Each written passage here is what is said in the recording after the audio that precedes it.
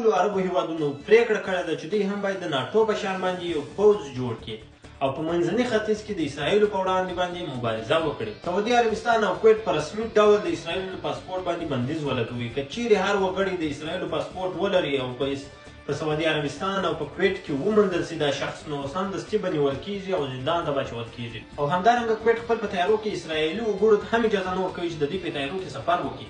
یا که چیرې د یو بل هیواد وګړي اسرائیلو ته تللی وي، د اسرائیلو د هیواد ټاپای په پاسپورټ کې لګېدلی وي، مثلا که افغانۍ وي کاره یې وي، بیا نسي کولی د کویت یا سعودي عربو هیوادونو ته داخل سي. قطر د بهرنیو چارو وزیر ویلي دي چې د اسرائیلو د بریدونو په وړاندې چې پر دوحه باندې کړي دي، په دې په ځواب ورکولو کې یو ځل بیا موږ غور کوو، هېڅوک موږ نسي درولی. کویت پلان لري چې د جنګ د مخنیوي لپاره د چین څخه 48 G10 او G-F 11 الوتکې رانیسي چې د اسرائیلو د جنګ د مخنیوي لپاره به یې وکاروي، او دوی به په راتلونکو څو ورځو کې د اسرائیلو او د امریکا چې کومې ګټې دي دوی به هغه ته ډېر سخت زیان هم ورسوي.